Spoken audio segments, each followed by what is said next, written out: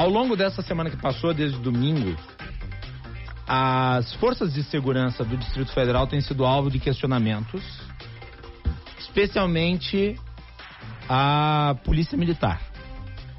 E as acusações são de que houve omissões, inclusive do comando da Polícia Militar no Distrito Federal. O ministro Alexandre de Moraes determinou a prisão de Anderson Torres, secretário de Segurança do Estado, bem como do comandante da Polícia Militar do Distrito Federal, Fábio Augusto Vieira. Essas decisões foram homologadas pelo Supremo Tribunal Federal. E investigações estão em curso. Nós vamos conversar agora, para ter a posição de quem atua na área militar, quem conhece o policiamento feito pela Polícia Militar, com o coronel Marlon Teza, que é o presidente da Federação Nacional de Entidades de Militares Estaduais e que está em Brasília, se eu não me engano. Coronel, é um prazer recebê-lo aqui no Bastidores do Poder. Boa tarde. Boa tarde. Boa tarde, eu estou à disposição, viu, Guilherme? Muito bem. Doutor Marlon, a prisão de um comandante da brigada, porque estou habituado a falar brigada aqui no Rio Grande do Sul, mas da Polícia Militar, não é costumeira, mas aconteceu no Distrito Federal. Como é que o senhor viu a prisão, mais do que a de Anderson Torres, a do Fábio Augusto Vieira? O senhor conhece ele pessoalmente? Como é que o senhor vê o trabalho que ele desempenhou no Distrito Federal? Bom, Guilherme, é necessário fazer, de uma forma geral, para a nossa reflexão toda, uma análise desse momento delicado, não só de domingo, mas do que aconteceu antes. Se nós analisarmos, para depois eu chegar nesse ponto, se nós analisarmos, do ponto de vista do que todos conhecem, que no momento da posse, uma semana antes, onde milhares de pessoas estavam na esplanada lá em Brasília, na Praça dos Três Poderes, na esplanada. Milhares de pessoas foram para lá. Todo o esquema da Polícia Militar, mantido pela Polícia Militar e outros órgãos, eles funcionaram perfeitamente.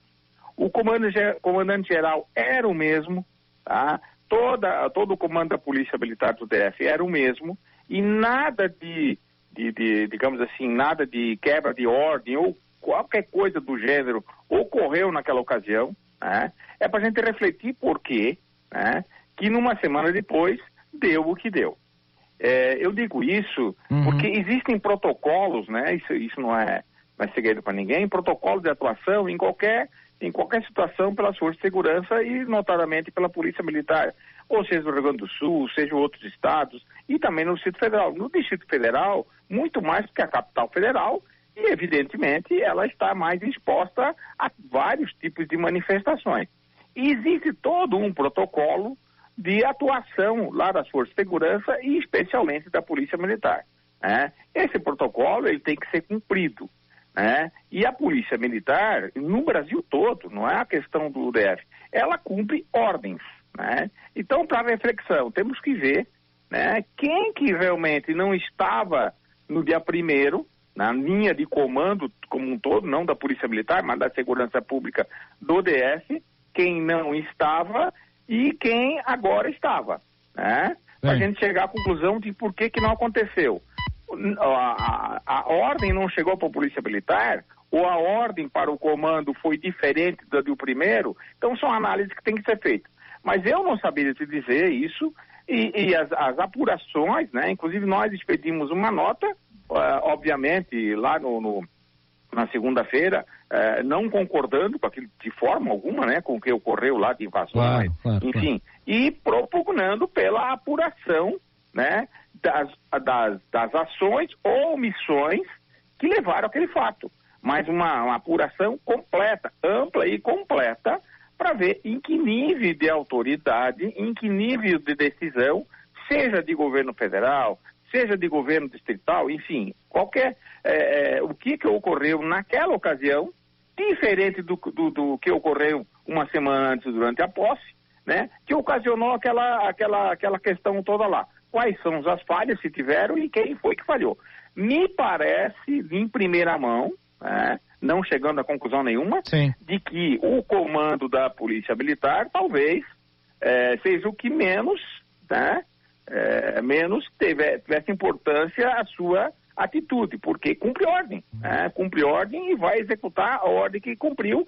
Tanto é verdade, Guilherme, tanto é verdade, que em menos de 2 horas a Polícia Militar desocupou todos os prédios e fez as prisões que tinha que fazer, levou para que depois a Justiça faça a sua análise como tem que ser, e fez de uma forma muito organizada, sem feridos, sem mortes, sem nada, uma desocupação, fazendo com que a ordem fosse restabelecida em toda aquela área.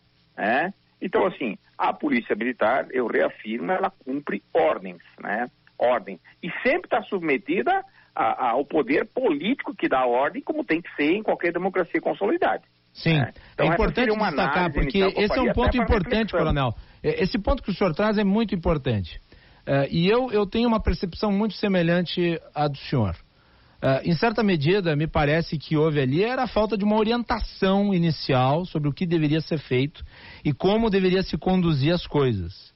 Porque, de fato, após a ordem para conter ter sido dada, as forças policiais, elas agiram e dispersaram sem haver violência e sem nós termos pessoas feridas. E eu acho que esse é um ponto que tem que ser chamado a atenção aqui. Agora, me parece também inequívoco que o processo de eventual condução daqueles elementos para a esplanada, ele foi temerário, para dizer o mínimo. Não sei se é a avaliação que o senhor faz. Por esse motivo, viu, Guilherme? É bem por isso que eu chamo a atenção também, para que a gente propugne, o que nós esperamos, isso vai ocorrer, está ocorrendo, que se faça a devida apuração de toda a lógica fática do que ocorreu. A Polícia Militar não age espontaneamente nessas situações. Ela age espontaneamente quando tem um problema que ela vai lá, interfere e restabelece a ordem pública. Isso em qualquer lugar do território nacional. É assim, é a lei, é a Constituição, é assim que faz. Mas nesse caso aí,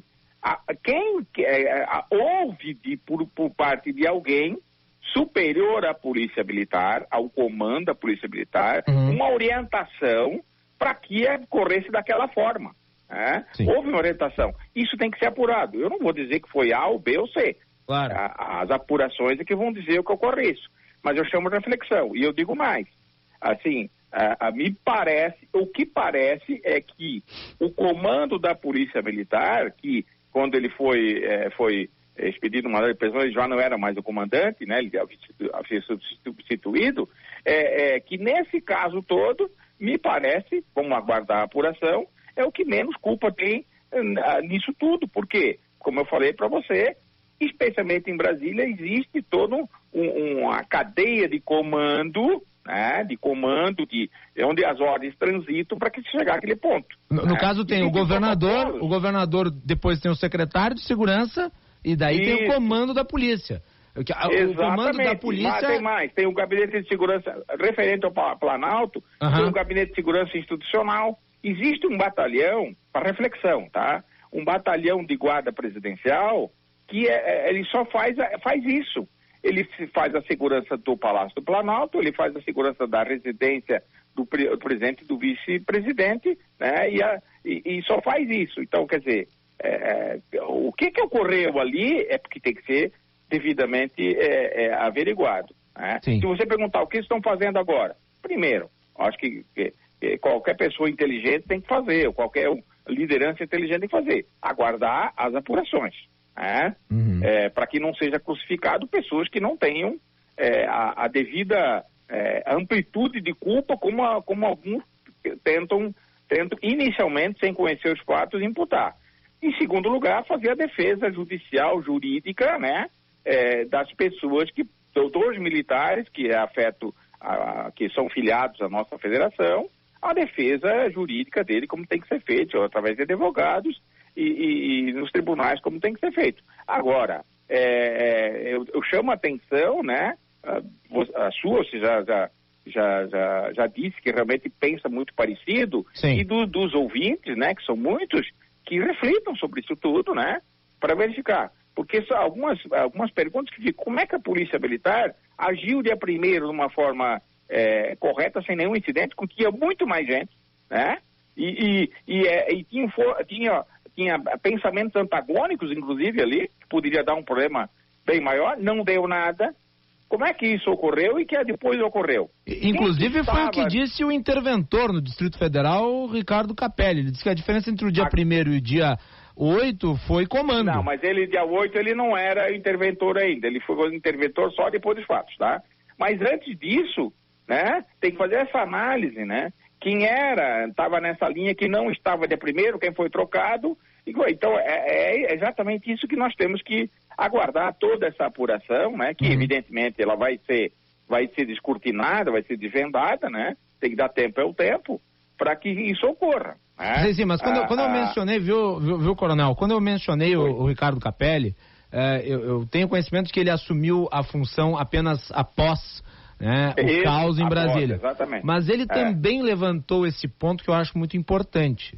Ele lembrou, numa declaração recente, que no dia 1º, foi antes da nomeação do Anderson Torres como secretário de Segurança, o esquema de segurança foi muito efetivo na posse de Lula.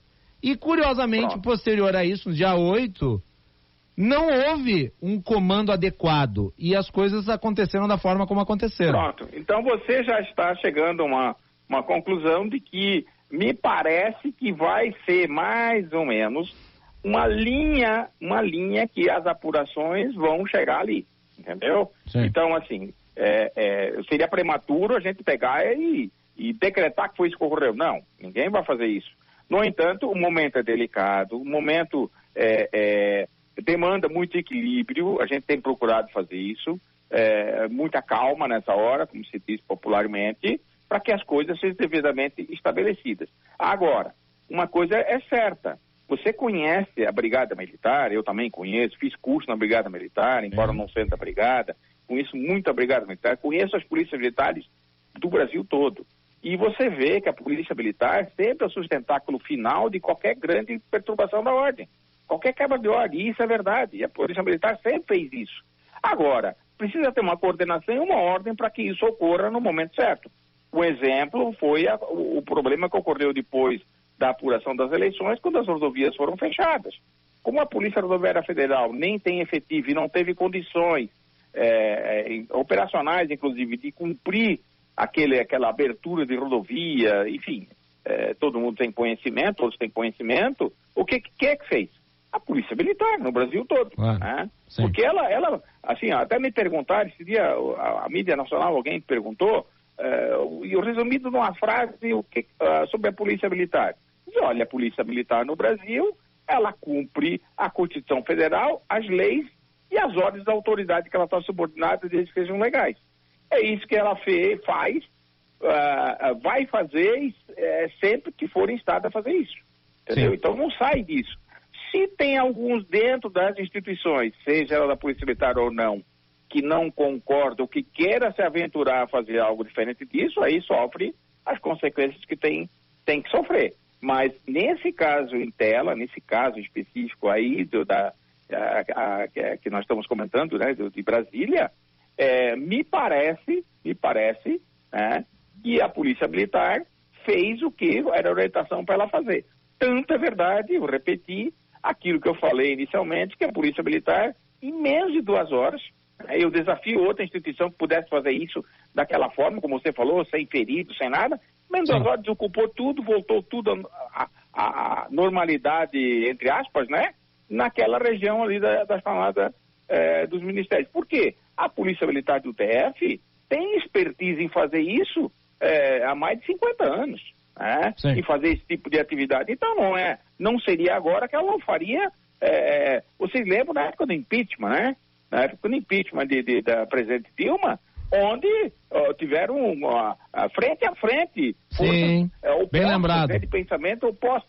E a Polícia Militar chegou a fazer um muro no meio lá. Sim. Havia Para quê? Para dividir e assim, toda a esplanada tomada e não houve nada de destaque. A Polícia Militar fez. Então, expertise tem e quando tem a devida orientação política para fazer, perfeito, ela faz.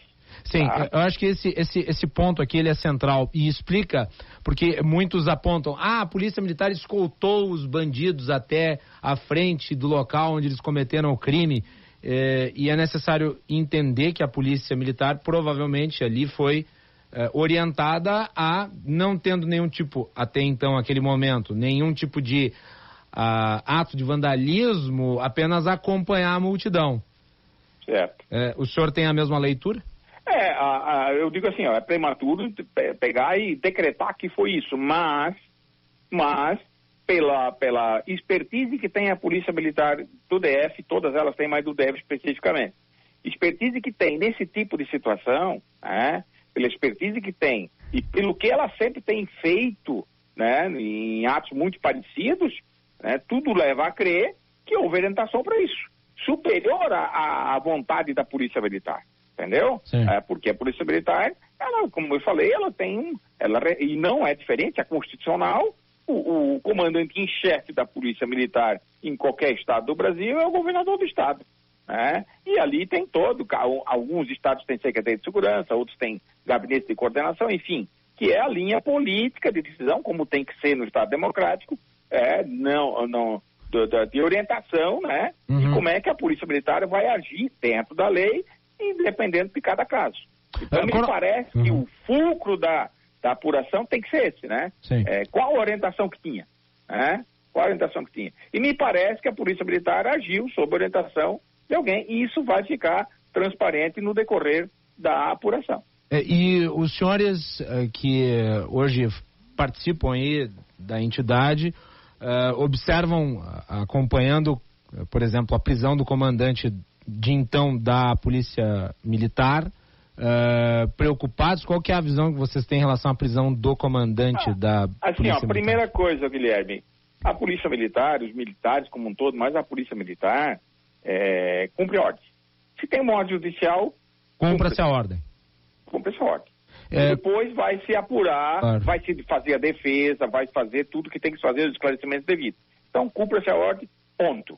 Acabou. É assim que tem que ser. O senhor mencionou antes aqui as demais forças institucionais que garantem a segurança daquela área de Brasília, que é a área em que estão os três poderes. E o Estado de São Paulo... Na verdade, é o Palácio do Planalto, Sim. Que tem o GSI, através de um batalhão de guarda presidencial do Exército, para isso. Sim, por isso eu ia mencionar a reportagem do Estado de São Paulo de hoje, que aponta que o GSI, que é o Gabinete de Segurança Institucional, ele teria dispensado o reforço de guarda no Planalto cerca de 20 horas antes do início dos tumultos. Eu não sei, isso aí também fiquei sabendo pela imprensa, e por isso que eu digo que tem que dar o tempo ao tempo para ir desvendando o que realmente houve, se houve, e não compete a nós, de forma alguma, fazer essa análise, não. Eu só disse que existem outros componentes que fazem também a segurança, que tem que ser apurado por quem tem que fazer isso, Não somos nós.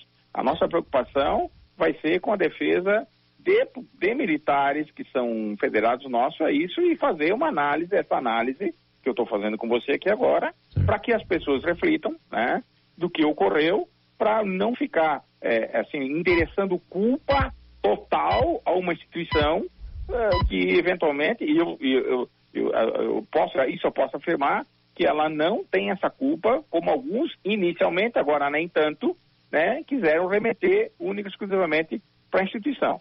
Essa que é o que fica. Não é esse o caso, E eu acho que o tempo, viu, Guilherme? O tempo é que vai ser muito rápido, acredito eu. Sim. O tempo vai desvendar isso tudo aí de uma forma que a população, a sociedade, que tem o direito, de saber as verdades. Coronel, uma pergunta que eu acho que é importante ser feita, que vem sendo muito difundida aí nas redes sociais, é de que, em certa medida, no Distrito Federal, a Polícia Militar, ela tem quadros que hoje estão contaminados pela ideologia política e que isso afetaria o trabalho deles. Como é que o senhor vê esse tipo de acusação? Não, isso aí é algo que já foi bastante explorado, mas eu diria o seguinte: toda instituição, seja militar, civil, ela é componente por pessoas, por ser humano. Sim. O ser humano digamos assim, ele tem as suas preferências. Isso não se nega. Que tem um grande número que tem preferência para A ou para B dentro da instituição, tem, talvez meio a meio, não sei. No entanto, essas preferências, é isso que tem que deixar claro, elas não contaminam a execução das ordens, viu, Guilherme? Não contamina a execução das ordens. Tanto é verdade que a hora que a ordem chegou, né, deve ter chegado essa orientação, e que realmente a ordem estava quebrada, que exigia uma interferência policial imediata, enérgica e tal, da forma que ocorreu, lá mesmo nessa situação, o que a Polícia Militar fez? Cumpriu a ordem, restabeleceu a ordem e cumpriu sua missão constitucional, que é preservar a ordem pública, né? Cumpriu a Constituição Constitucional. Então, quer dizer, a contaminação, se é porque podemos chamar assim, ou a preferência de cada um individualmente, eu tenho minhas preferências. Claro, obviamente todos têm, né? Alguém. Todos têm. Eu votei em alguém. Claro. Agora, isso não pode e não está contaminando a postura da Polícia Militar, em qualquer lugar do Brasil. Né? Vai lá, cumpre a ordem, como tem que ser profissionalmente em qualquer profissão que exija muito mais aquelas profissões, né? Atividades onde a ferramenta de trabalho dele é a arma, né? É a força, né? É a força legal. Então, ele não está contaminada nesse sentido, nisso não. A ordem veio, ordem executada, né? Orientação vem, orientação é executada. Quer goste ou não. Isso sempre foi assim e sempre será. Veja bem, Guilherme, que a Polícia Militar no Brasil, ela passou pela história várias revoltas, revoluções, desde lá de 1808, né? Quando a família real veio para cá, passou por um monte de coisa. Ela sobreviveu, sempre deu um jeito de cair, e ela sempre obedece a quem está no governo, no mando político da ocasião, né? Sempre foi assim. Sempre vai ser assim. Né? Como tem que ser, como eu falei, você é a obediência constitucional. Então, essa preferência, alguns falam contaminação, ela não contamina a postura dos policiais e da instituição, dos policiais militares e da instituição Polícia Militar na sua atividade. De jeito nenhum.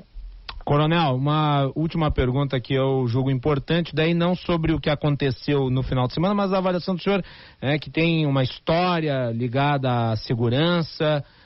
Ontem nós tivemos aí uma mobilização de polícias militares pelo Brasil inteiro por conta de informações que poderíamos ter novas manifestações. Eu fui aqui no local em que supostamente estaria marcado a manifestação em Porto Alegre, fui correr, próximo a um parque aqui da capital, e não havia ninguém, mas havia uma grande presença de policiais. Como é que o senhor vê a questão da informação e da inteligência no monitoramento disso? Porque, ao mesmo tempo, também é sobrecarregar esses oficiais, né? Quer dizer, deslocá-los, eventualmente tirá-los dos seus pontos de atuação e enfraquecer a segurança pública como um todo, sem que haja conhecimento prévio sobre o que vai acontecer ou o que não vai. Qual que é a leitura do senhor sobre situações como essa? Assim, Guilherme, o sistema de inteligência da Polícia Militar, ele é um dos que melhor funciona quando se trata de qualquer fato que possam vir a quebrar a ordem pública no conceito total. Por quê? Porque é a instituição que mais tem capilaridade, instituição de Estado, que mais tem capilaridade no Brasil. Não tem cidade, povoado no Brasil, nos 5.500 e poucos municípios brasileiros, que não tenha lá um PM, né, naquele local. Aquele PM é a fonte de informação para a inteligência.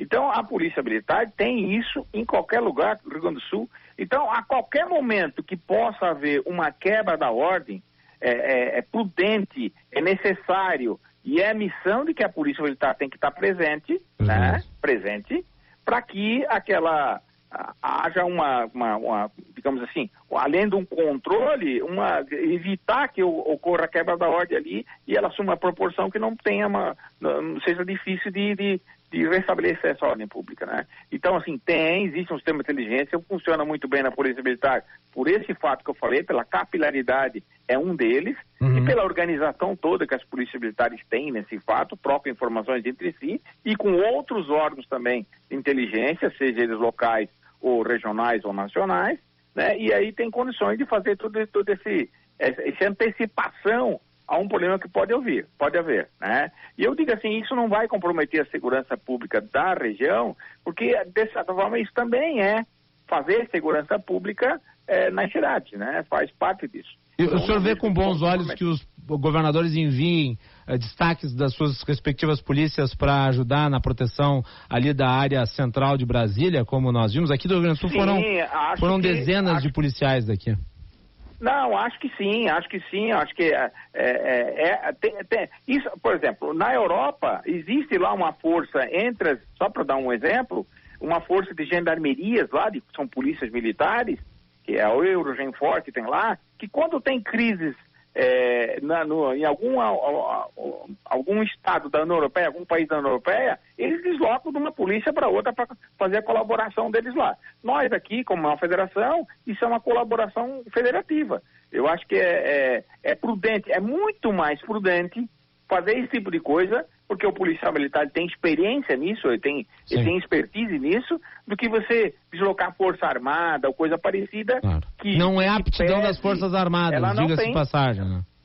Como? Não é a aptidão das Forças Armadas fazer esse trabalho, né? Porque ela não é para isso. Isso é algo que é uma emergência que ela pode até fazer, mas ela não é para isso. Então, muito mais prudente é fazer isso que está sendo feito. Ora, cada um colabora naquilo que for possível, dentro dessa colaboração federativa, para que, nesse momento de crise localizada, se resolva essa crise, né? Essa crise. Então, eu não vejo nada de excepcional, até eu vejo como muito normal e muito prudente, né, esse tipo de atitude de ter tropas da Polícia Militar deslocadas temporariamente para se ver uma crise sendo resolvida. Olha, nós tivemos ali nas grandes catástrofes, né? A gente tem, por exemplo, um bombeiro que vai de um estado para o outro colaborar. Claro.